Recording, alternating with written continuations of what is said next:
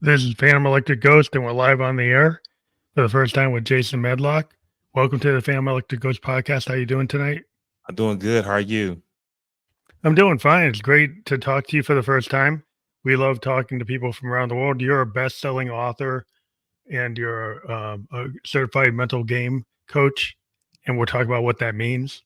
But before we get into that, we usually ask our guest, anybody that comes on the podcast, a couple questions before we get into your story. So, what motivates you, and why do you do what you do?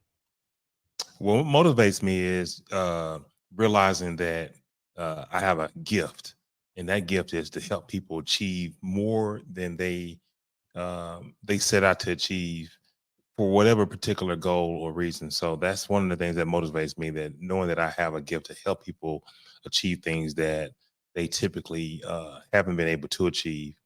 And the second thing, what was the second one again? Oh, well, just like why do you do what you do? But it's kind of in the same vein, but it's Yeah, probably same thing.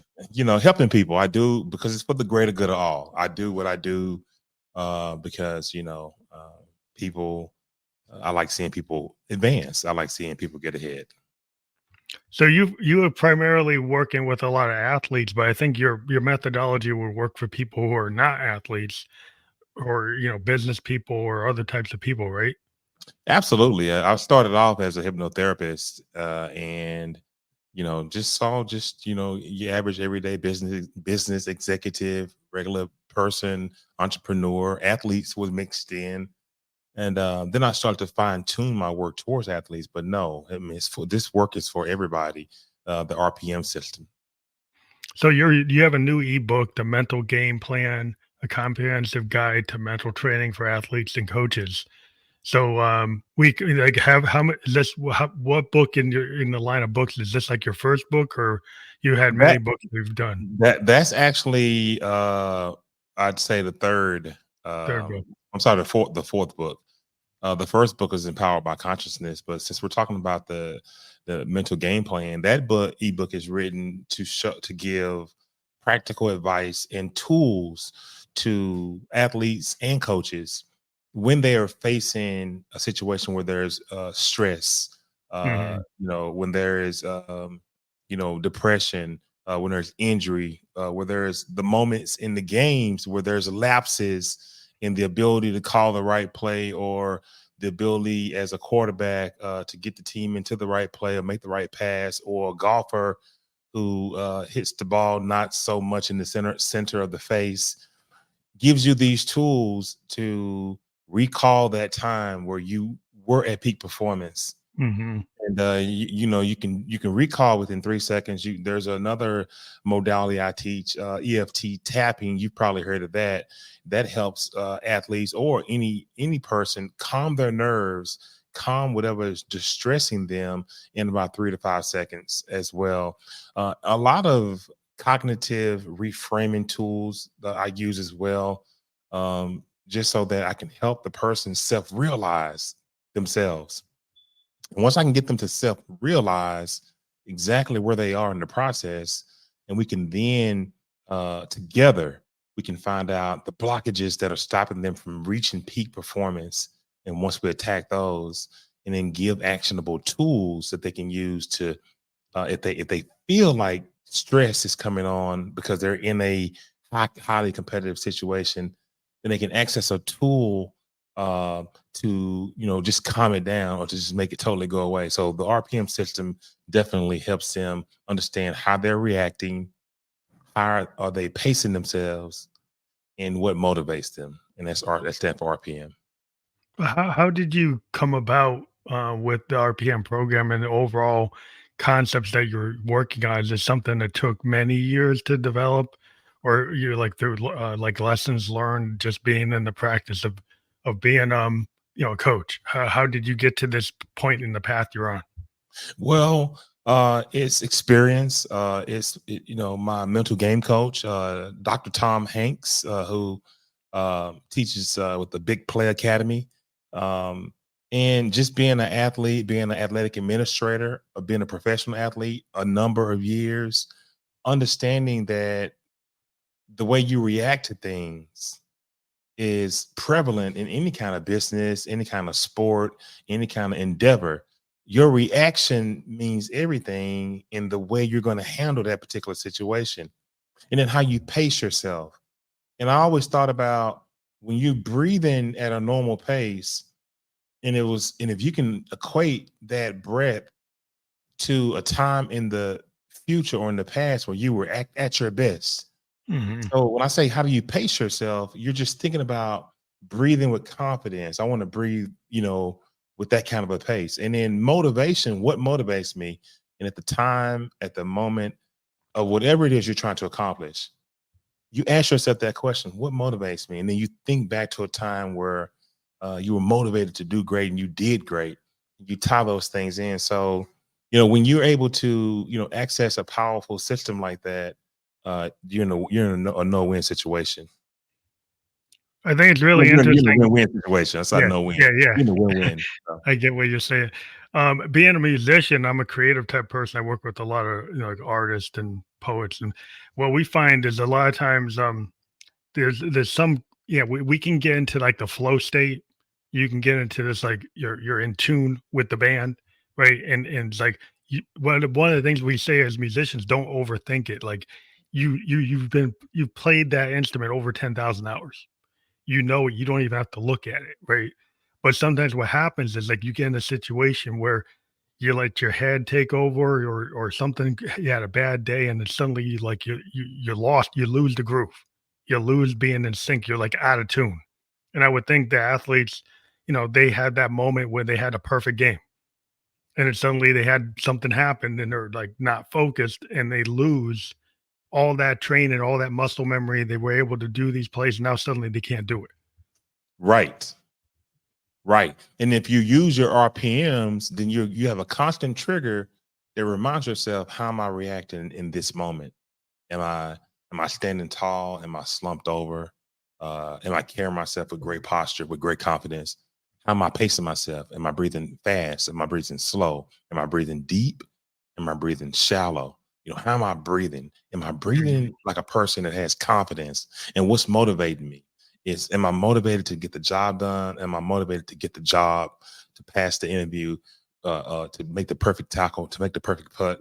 What motivates me? So when you have those triggers, when you see that you are moving into this danger zone, because this is the way we perceive things through the eyeball, and those are mental mechanics. You have the amygdala in the back of the brain that picks up all these senses and allows you to process how you're going to feel about a situation. So we teach athletes and regular customers, the way you perceive it is going to come in as a danger, which is red. Is going to come in as something that's moderate, yellow, or green. So I teach a red light. I'm sorry, I teach a yellow light, green light routine to my Mhm. clients. So when they feel themselves moving into this yellow, then they know that, okay, I'm feeling uncomfortable. Let me move back to green. And how you move back to green is visualizing yourself making a successful play, or giving yourself some sort of a trigger. Get your butt up and get to the next play. Hey, get in there and knock this conference call out the park. Yeah, it's mindset. It's like a growth mindset. Exactly. Like, because if you go into like if you start the day say I'm gonna have a bad day, because I'm a Buddhist and we have like mantras, but like we don't start the day like that. We don't start like we're down in the dumps today. But I hear people talk like that. Like I can't win. I'm down in the dumps. I'm gonna have a bad day. You start like that, that's where it's gonna end up because like the law of attraction, you're gonna bring that negative energy to you. You're going to bring the negative outcome to you. If you, and well, I can't be happy all the time. It's not about being happy all the time. It's about being able to focus, and it's about being able to like, yeah, of course. It's like what a lot of times as an artist, like I'll do 100 demos. Only one of them is going to come out, but it's like it's the work that gets me to that point. And these are those 99 failures, or they steps on the rung to get to where I want to be. So if you look at those were failures, they're going to have a bad. You're going to say, "Well, look how much work has failed." Versus look at how much work led me to my success. It's a different mindset. It's a different mindset. And All of this work came about because I wrote the bestseller Empowered by Consciousness, and all the research I did on the subconscious mind, and being a remote viewer, scientific remote viewer, and an associate remote viewer, being a galactic energy healer, being a level 2 quantum healing hypnosis technique practitioner, just all these different modalities. Transcendental meditator. I heard you talk about meditation. I'm a TMer. All these different modalities and understanding different ways to raise your level of consciousness up or down, your intuitiveness, your clairaudient ability, leaving the body with astral travel. All these different things that I learned when I wrote this book, was that, hey, you can reprogram the mind. That was one of the things Mhm. I really picked up on from Dr. Joe Dispenza and from Jose Silva. And that's when I really started to look at hypnosis, NLP, mental game coaching certifications, and also the effect that hypnosis had on people when they were trying to move away from a depression or some type of anxiety driven situation. So that was fascinating work that I studied, which moved me to this point where I'm at right now. It's just interesting because a lot of people probably are kind of maybe on the fence about hypnosis because there's a lot of people like control, right? So the idea that they would get into a situation where they're not totally in control of the moment, they might be kind of scared. Have you run into people who are apprehensive about the idea of hypnosis, or by the time they come to you, they're willing to try it because whatever they've been doing that wasn't working?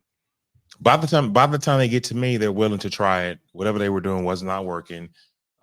Even mental illness therapists will tell you, and a lot of them are my friends, and they call me, and they've been on my show, Expansion of Consciousness. I've had it for the past 5 seasons, but they'll tell you that talk therapy can only go so far. The hypnosis works at the subconscious mind level, at the theta brainwave state, the lower states of concentration, the same state that athletes perform in, the same states that you're in right now, hosting this show, the state of focus, the state of concentration. We're in and out of theta brainwave states all day long. But hypnosis takes you to a quiet place in theta where you're actually relaxing. There is Mhm, no hocus pocus. You're relaxing. Um, I'm giving you some prompts. I'm telling you some things, and you're just with your eyes closed in a relaxed state. And then, as I continue to guide you on this journey, and once I can get you at a state of focus, state of concentration, the same state that you work in, only with your eyes closed this time, then I can begin to introduce some things that we want to change about you. It takes mhm, about 6 or 7 sessions to change a habit, but I do them all the time. So I saw that we can create new neural pathways in the brain, new ways of thinking. We can take this hardware and change out the software just by reprogramming the mind with affirmations, using meditation, using different habit stacking techniques so that we can change different things about what you were doing, using smart questions, also using obviously cognitive reframing type questions to help the person self realize what the problem is on the way. And then we isolate the problem, and we spend a lot of time on correcting it using hypnosis, using worksheets, still helping the client discover who they are. And then all of a sudden, you're training a person to be able to use different tools to stop any type of emotional feeling that could be coming their way. And we also, this program, RPM Experience, is a direct deflector. I didn't say cure, mhm, deflector of mental illness. Because the earlier you start this program, the more mental tools you're introduced to along the way that you learn how to use. Definitely when there are troubles outside of your sport, outside of your job that come into your life that threaten to pull you down in a certain way emotionally, then you've already been equipped with tools in a mental training course that helps you be able to say, okay, now let me look at this situation a little differently. with my lens. Let me look at it and receive this information the way I want it to be received. And you said it a minute ago, and I teach this: feel good first. Every single day when you get up, feel good first. But yeah, it's Yeah. a fascinating tool, RPM system, along with some of the other work I've done with quantum hypnosis, and merging these concepts together really gives my clients the upper hand. It's interesting because, as a musician, we kind of, rely on like the idea of the muse and then dreams. And we try to recall our dreams. There's a lot of stuff as a musician that's very subconscious. Because if Yes, you play like jazz fusion, you'll suddenly find yourself pulling out like a show tune or pulling out like a James Brown line. And you didn't think you were going to do it. It just comes because it's there. Right. right. And so when you let it go, when you let go, then things happen. And when you're willing to not try to be perfect, tonally perfect, you just willing to say, hey, I know I've been playing for about 10 years. I got 10,000 hours on the bass, on the piano, on the organ, on the guitar. I got this. So just let the moment happen instead of obsessing about the moment. And then, you bring your all those tools to the game, and the game of creativity. I would think like as an athlete, you've got all these plays in your head, you got all this practice you've done, but it's those like the continuum of life. Like you could have all that practice, but some bad thing happened in your personal life. Somebody said something that triggered something. And So it's you could always have all something that that's ability. Yeah, it just comes out of nowhere, but you have to learn how to handle that through your programming. What you said, the kind of subconscious, hypnotic programming. you get to choose. You get to choose how you're going to handle this emotion. I never teach my clients to ignore a feeling. You should Mm, always embrace the way you feel, but dead you get on. to choose how you're going to handle it. Yeah. And that's why I like to use a number of different models, different um, cognitive refraining worksheets, different smart questions, along with the experience of being in sports, and at an administrative level and at a athlete level. So um, the way all of this transitioned from the deep study of consciousness, psychedelics, understanding how these things affect the mind, and to be able to package it up in hypnosis and then further expand it to share with athletes.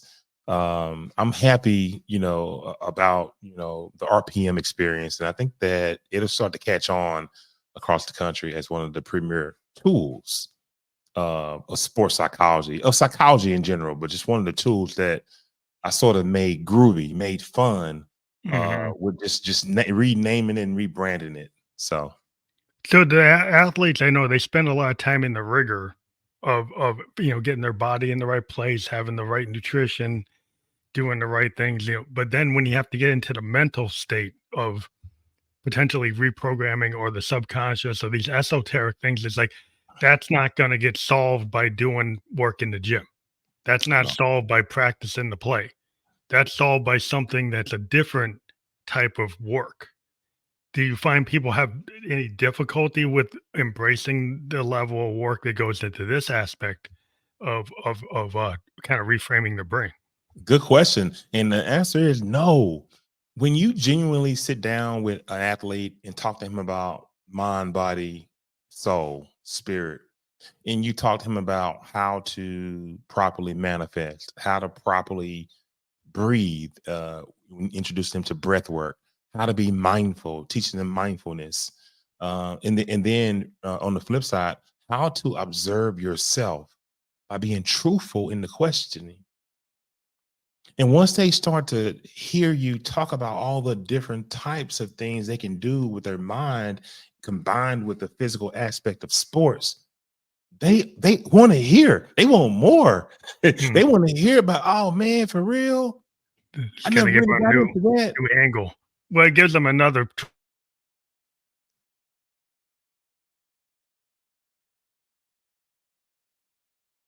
way to like increase their capability. And like you'll get, like business executives. They went and got all their certificates, they get their degrees, but it's like, how do I actually get these things to happen? And they start looking at gurus, they start going to shamans, they start talking to psychologists, they start talking to therapy because they're looking for something else because they want to expand, right? They want to say, well, I hit this, I already did all this. It's like, what else can I do? And they want to expand, and they don't want a mental coach being that traditional coach that's, how are you doing today? How are you feeling about this? How are you feeling about that? No, I'm coaching them just like I'm an athletic coach. I'm Mhm. stimulating them as far as how they should feel about noticing the small things, building their intuition so they can feel Mhm. depression. They can feel a high pressure moment coming, and they can use one. They can pick a tool to say, "No, I'm gonna use this one." You know, now I'm just going to use my green light tool. Let me move myself from yellow to green just by saying one word, which may be get off your ass, or it may be make the play, or go present the presentation, go score, go win, whatever that term is. I give them a number of pregame routines or triggers that move them into the correct tool. So it's a win-win for all the Yeah. young men. It's been working for, just the bit average working person, and it's fun. It's just awesome to be able to help people. Which sounds like a lot of situational awareness. Because I think Yeah. some people spend a lot of time. I'm in my day job and I'm a software design. And so we had all these methodologies in the past called, like, one of them was called waterfall. And we try to plan everything. Everything get planned to the nth degree. But now we've moved into this idea of agile, which means that we're iterative and that we can put something out and we know that it's a continual improvement loop. We know that we don't know everything and we could still put the product out, but we're going to continuously improve it as we get feedback, which feels more like life. It does, and It's Agile it's a great project management piece, um, complement. And RPM experience is just like Agile.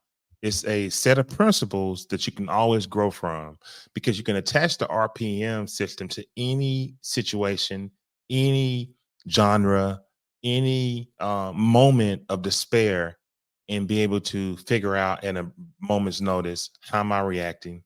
How am I pacing myself? What am I motivated by? so I guess anybody can develop these, like, inner capabilities to be empowered by consciousness, but, like, what are the first initial steps to do that? Well, if you're Like, when you do getting coaching, I can coach you to it. If we're speaking about empowered by consciousness, and you're trying to just develop the abilities to help people in whatever type way, using whatever type modality, then I would say the first thing you must do is start to meditate. Start to really meditate and start to get to know yourself, know who Mm, you are. And once you can get to know you, you may say, Jason, that sounds generic, but it's not really generic. It's it's kinda really spending, universal. yeah, just spend time with yourself.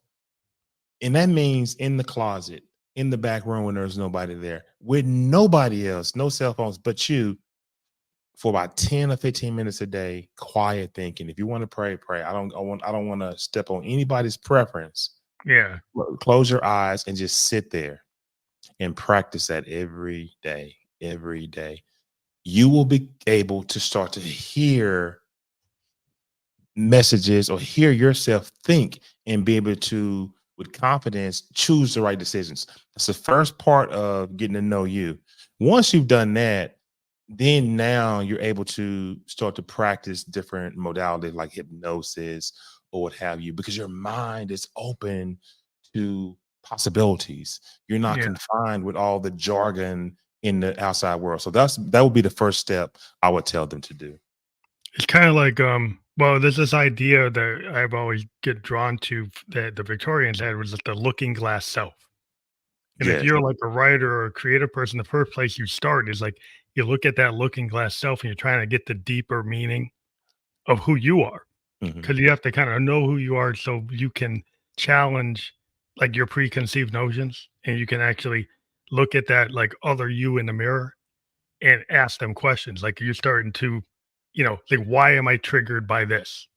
Why do I not feel that I'm good enough? Why do I have like these limiting beliefs? Right. Right. But if you don't ever go into the looking glass selfie, you might say, well, there's nothing wrong. Well, I don't want, there's always somebody else. It's never starting with yourself. You got to love yourself. You got to understand yourself before you can ever move on to the next phase. Right. That's correct. And that's why I teach all my clients so that they can use all the things they've heard about. Manifesting. I want to manifest. I want to do this. I want to use self hypnosis. I want to do yoga.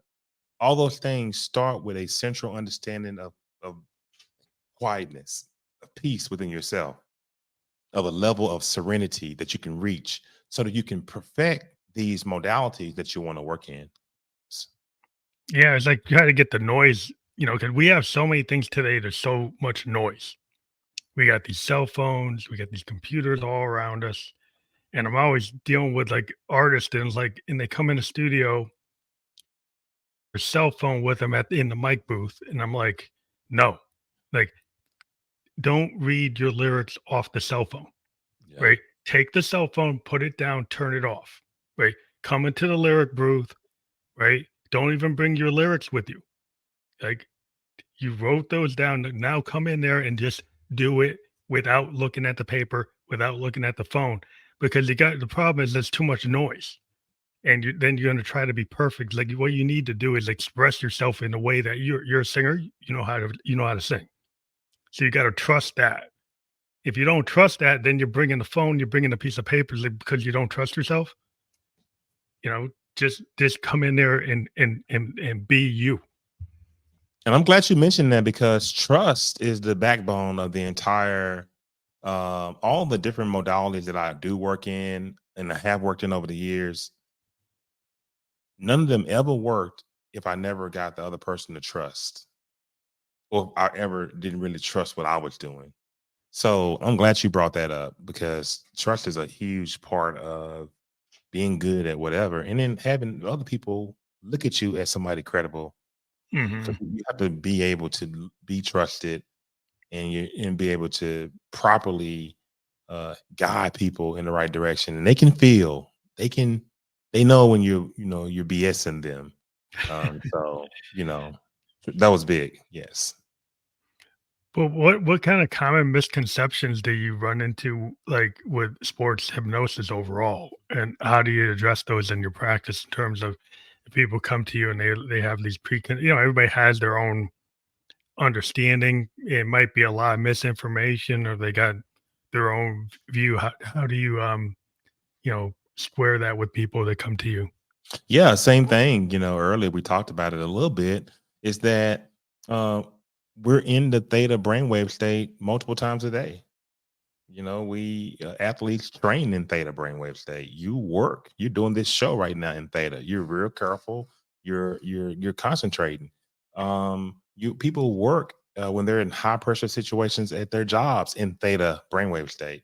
So Mhm. hypnosis is done in the theta brainwave state, a lower level of theta. We simply have you close your eyes and relax. If people understood the mechanics of hypnosis, I think that staged hypnotherapists will put someone on stage and count to three and tap you on your head and you pass out. Hey, that's not the kind of hypnosis that I practice. But we're just having people just relax. Yeah. And You just want to get to that kind of like almost like you're going to sleep, right? Like you're in that dream, like almost, REM, but you're still REM. conscious, You feel conscious, yeah. yeah, you're still conscious. And then we start to work on changing habits, changing things that you want to change. And it's only a 15 or 20-minute session.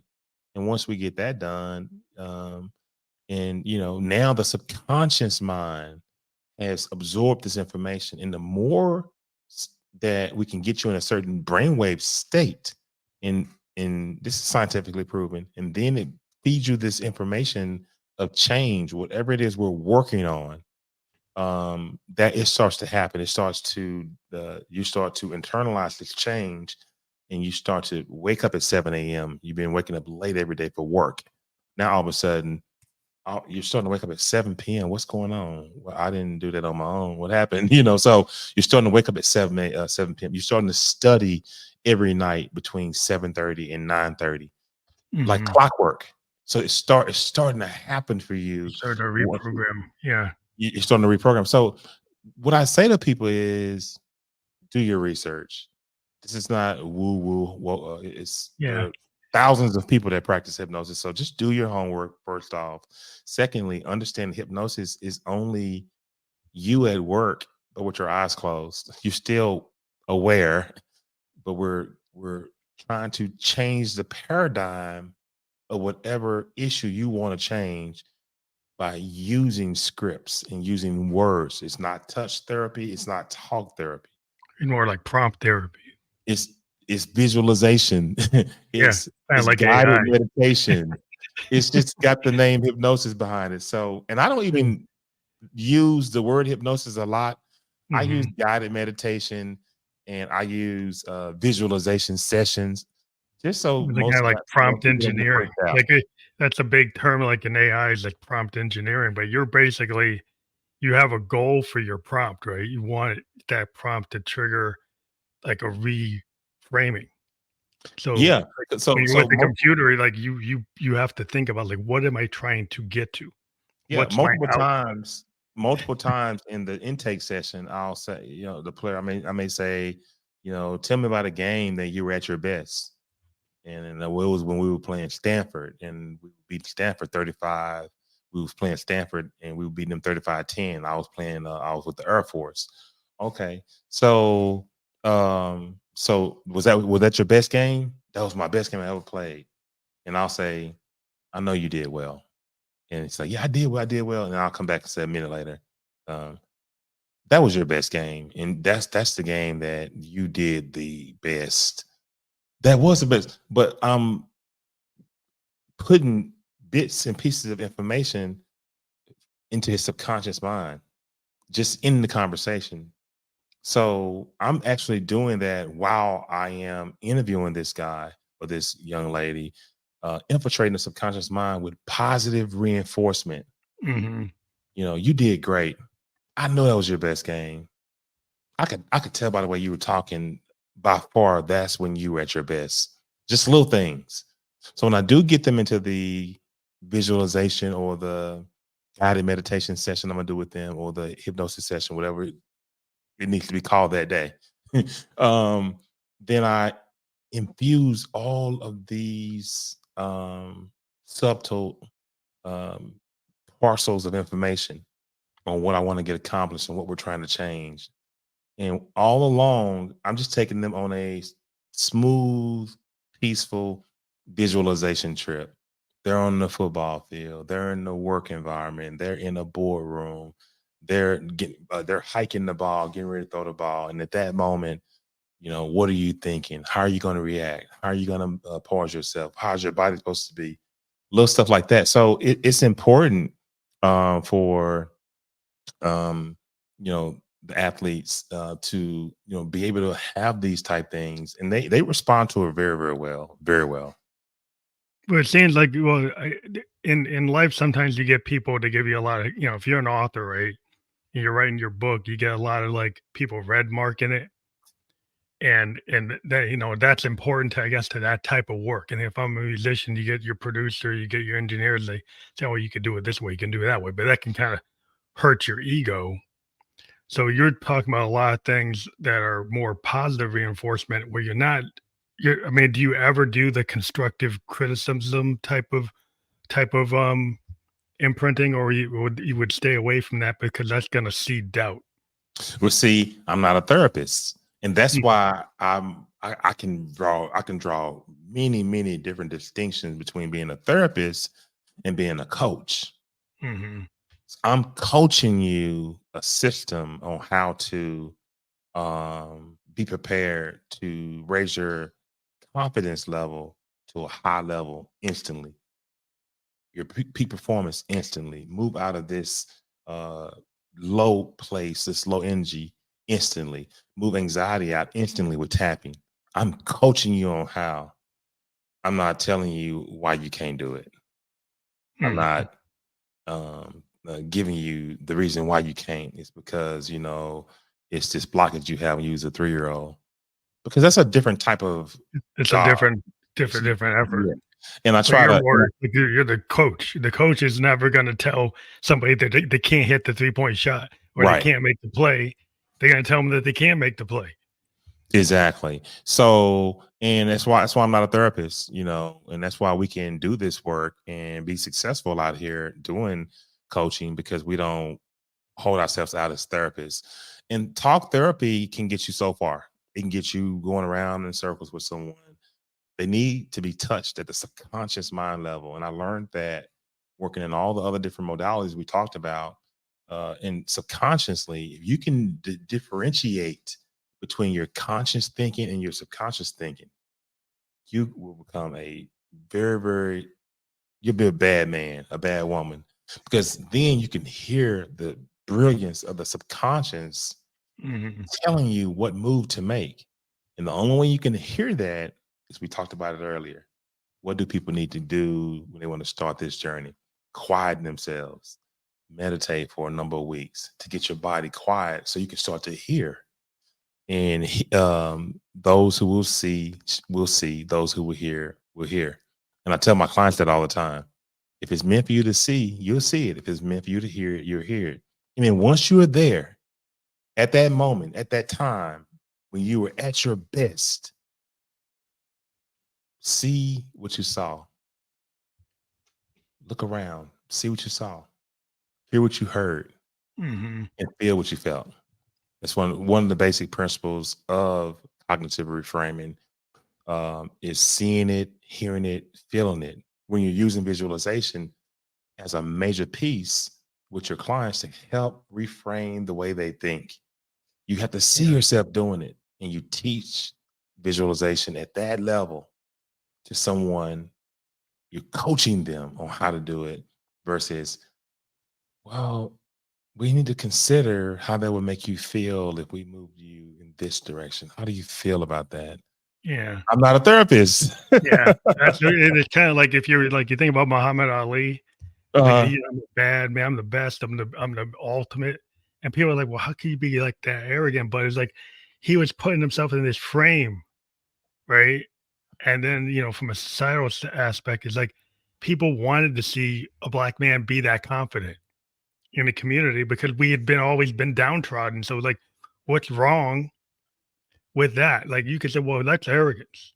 But then if you can focus like that, if you say, I'm going to be the best, I'm mhm, going to be the king, like James Brown's like, I'm the king. Well, like if you got this mindset that you get on stage and then nobody can mess with you. Like if you're in there in the ring, like that's where my mind frame is like, yeah, I am the best. I am the king. I'm gonna tear it up. I'm gonna do it. And it's having that kind of frame, not that you can't have situational awareness and see, well, this thing's a little different. I gotta change how I handle this. But that doesn't mean you're still not, you know, trying to be the best. I have a saying that on my website, and I say this all the time. Most successful people have a plan. Very successful people, they have a plan. But most ultra successful people have a coach, but they'll never tell you that.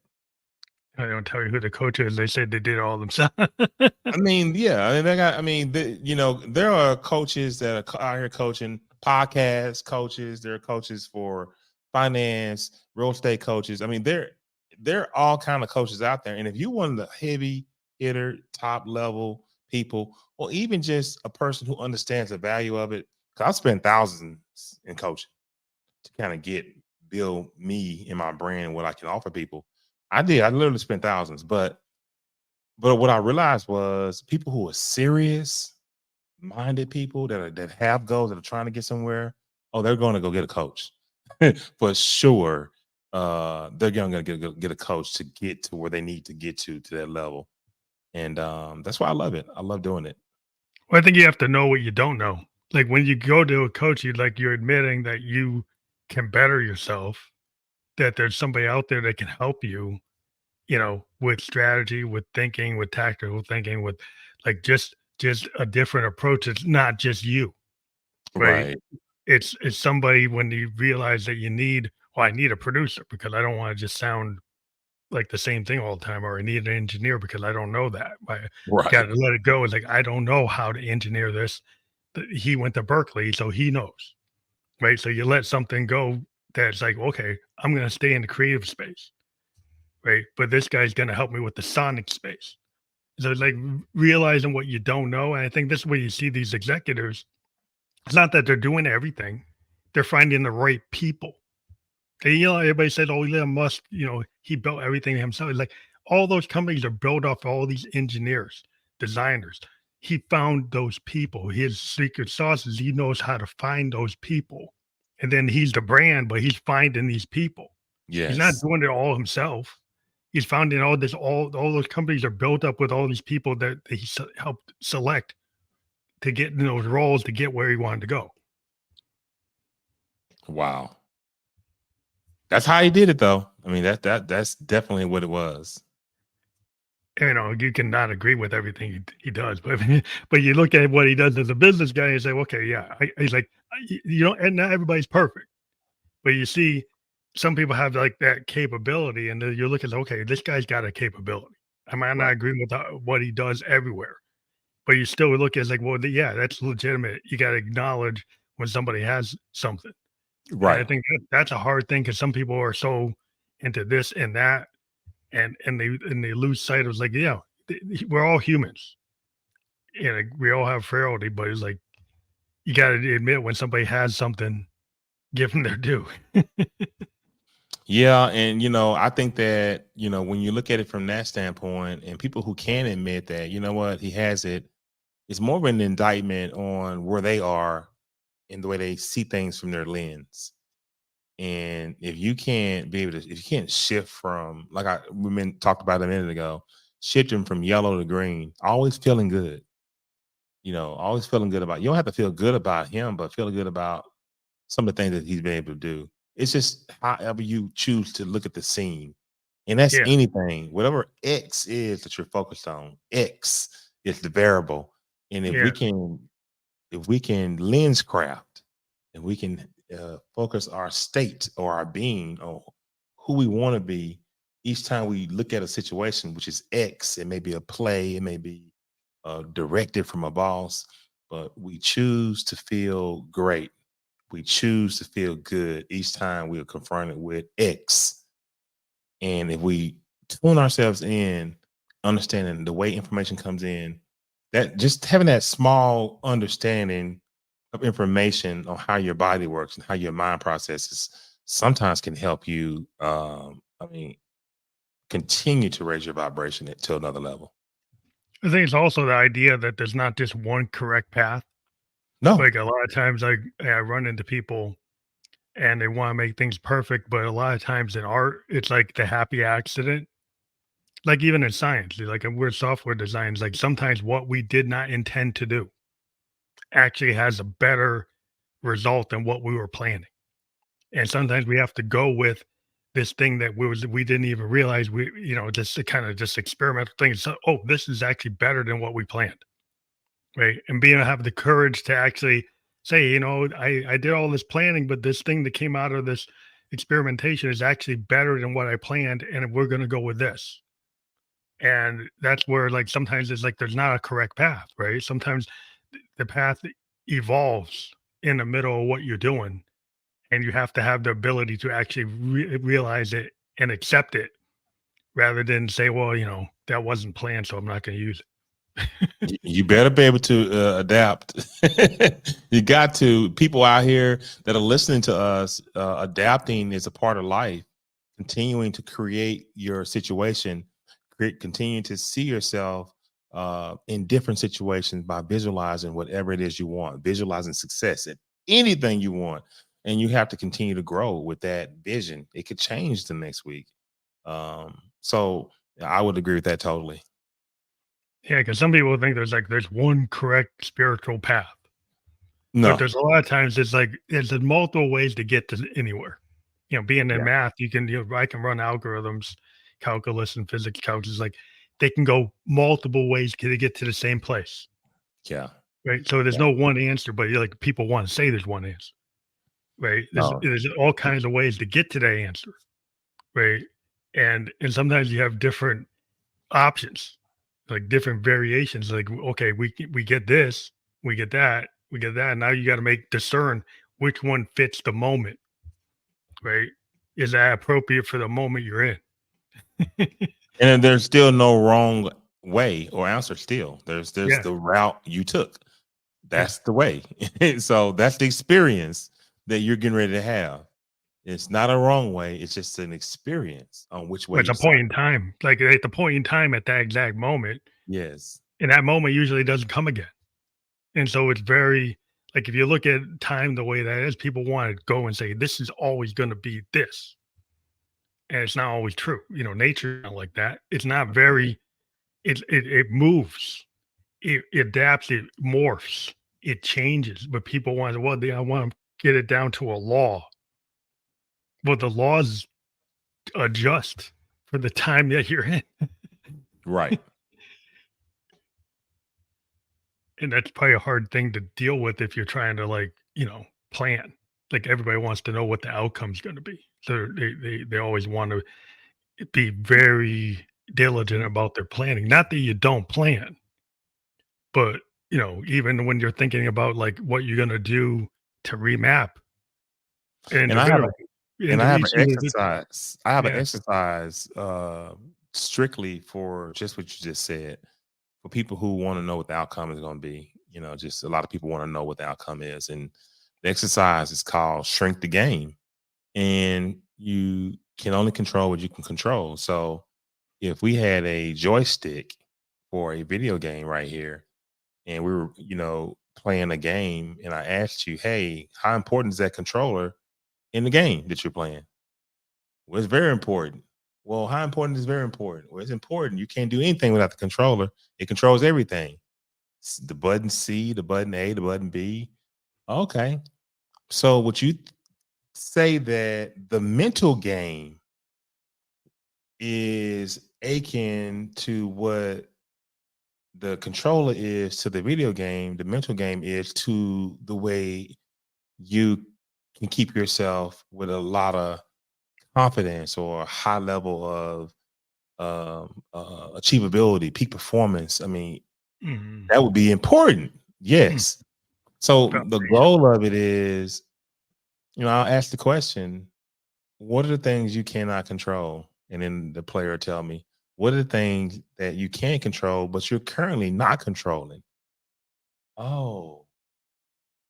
And they tell me, what are the things that you currently are not controlling that you could control? What are the things you're trying to control that you can't control? So I Mm, get all this out of them. And the name of the game is control what you can control.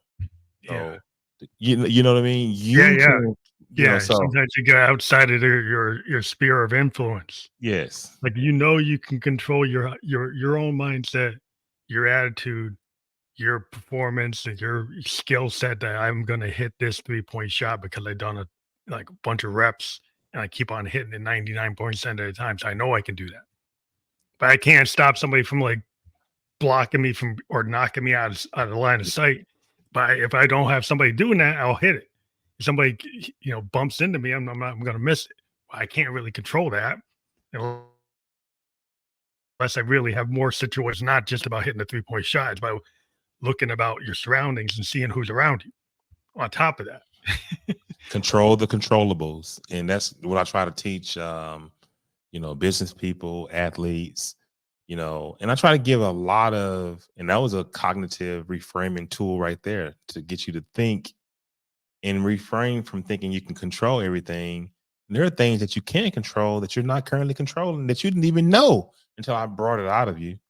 yeah, yeah, So, again, when a person can continue to self-realize things that they don't like and they want to change, then you know that they've really taken a hold to what you're trying to coach them on, because they're obviously continuing to find things, and that's always good. you had mentioned like that quantum healing hypnosis technique. It was like QHHT. Um, so that's what we've been kind of discussing, but maybe you can go into more depth. Yeah, quantum healing hypnosis allows you to experience another side of yourself, a beautiful side of yourself that can help reveal to you anything you want to know that's gone on in your life, that has happened, is going to happen, or currently happening in your life. It can help cure um, physical illnesses, mental illnesses, and diseases. This hypnosis type of hypnosis was pioneered by Dolores Cannon, who worked and developed this technique for over 50 plus years. She's passed away, but you see Dolores on all these different YouTube channels, all these different snippets of work, 30-second clips of her talking. And quantum hypnosis allows you to get even deeper than regular. I'm a certified hypnotherapist and I'm a level 2 quantum healing hypnosis technique practitioner. Difference. Quantum hypnosis is much, much deeper state of relaxation. So if you're relaxing in the regular hypnosis state, just relaxing, you're listening. Quantum hypnosis even gets you a little bit deeper. And we do that by continuing to help you visualize this, this long and drawn out script until you're finally resting. Anyway, we're able to, at the quantum hypnosis, we're able to access different parts of the mind, and all the answers that we need to cure different things is handled by the client themselves. Our audio record and our video record each session, and we're able to, almost communicate with this subconscious mind verbally through the client, trying to correct things that are in the body. Now, question. I mean, well, here's I want to say this to you before I wrap it up. If you have an injury or a cut to the hand probably will heal in about 5 or 6 days. The cut, and you ask yourself, well, how? Well, the brain tells it to do it. Okay, well, who's telling the brain to do it? The body. Okay, well, who's telling the body to tell the brain to do it? And then people get stuck right there. It's the subconscious. It's the higher self. It's the spirit. Whatever the entity, the energy that controls this body is directing the brain, and it's sending cells and different So kind of unconscious. It's like automatic. It's just happening. is sending, yeah, for the healing. But in quantum hypnosis, what if we can access this, whoever is telling Oh, this you got subconscious if you what mind? if you could go in there and actually kind of override or get in on that Well, what if you algorithm? access it and Yeah, then tell it control. to, my client has cancer in the liver. Can you do a body scan and check it out? And then the client responds to us, yes. And it comes back, we can repair this. So these are some of the things in quantum hypnosis that we can access this subconscious mind, and we're speaking to it through the client. So it's not Mm, us speaking, it is actually the client speaking speaking to themselves. to themselves on audio, on video, and we're directing them to fix different things in the body or to help with any type of mental illness or whatever it is the client is looking for. That's quantum healing hypnosis. And then you can go about to just different places. You do searches. She has a number of Uh, books out, Dolores It Cannon. sounds like a lot of a lot of Eastern philosophies have this kind Well, of mind over matter concepts of terms of that well, it's you can. hypnosis. It's Yeah, hypnosis. yeah. You have to do your research on her, but it's hypnosis. And she's done, what she did was she was a career clinical hypnotherapist, and she changed up the induction because she had a hunch that you could get people deeper, and you can go past just going back to when they were 2 years old or 3 years Mm, old, you can go that you can into even go further the back before, subconscious. Yeah, so deep. Yeah, so you can get into yeah. actual biological capabilities that are not normally controlled by your your brain, like it's like you said, the cut, you don't go and actually tell your finger to heal that. Your body is doing that through your subconscious. If you can access Exactly. that routine and say, do something deeper than a cut, do a tumor, do a cyst, do, something that's like that you wouldn't think that you could do. It's being able to access the brain is the most powerful computer on earth. Always people talk about AI. Your brain has so much power and there's all kinds of things that we can do with it we don't understand. You guys are actually with this hypnosis are accessing some of the power of the brain to be able Exactly. to do that. So it doesn't seem like science fiction to me. It makes a lot of sense because if we know that we haven't fully understood what we're capable of. And so if you found people who have started to look at like how can we access all this untapped capability, makes a lot of sense to me that you Well, could. there's a lot of scientific research out there on it. It's out there. They know, but it could really cut into the mental therapy business. It could really cut into a lot of different Well, if you businesses. self heal, you don't need to go to somebody to And, heal. you see what I'm saying? Like self hypnosis, I've used it for a long time. My sons use it. Self hypnosis works. If you want to learn a new language, just use self hypnosis and get the right script on bombarding the subconscious mind with how to learn this language. What will be the quickest way to learn the language?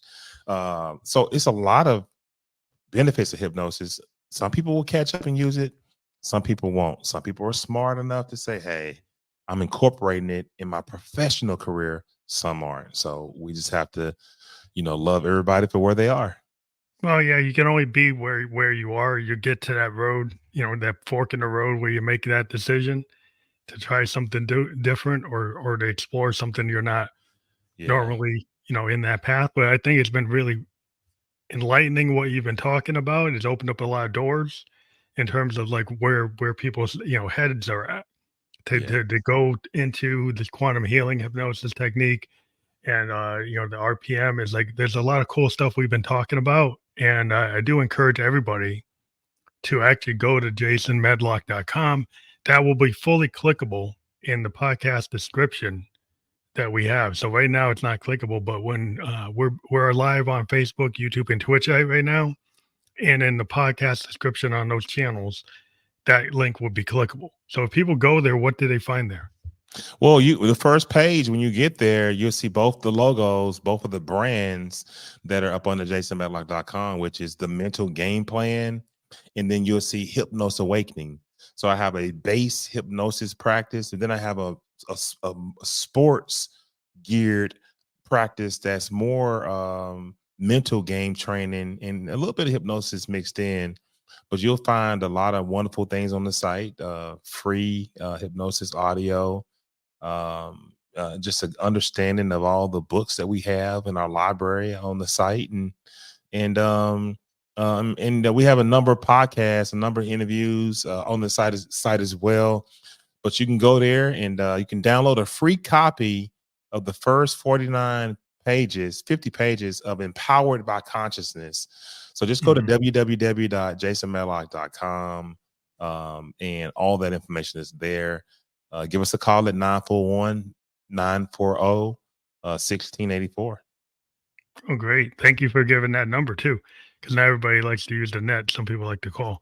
But Yes. yeah, I'm glad that you offered that. But thank you again for being a guest on the Family Electric Ghost podcast. It's been really great to have you on the show. Do appreciate that you took time to be with us tonight. And I hope that you come to us when you have another book that you want to push or want to talk about. That'd be cool. So we're open to that. So have a great night. Awesome. Thank you so much. I appreciate it.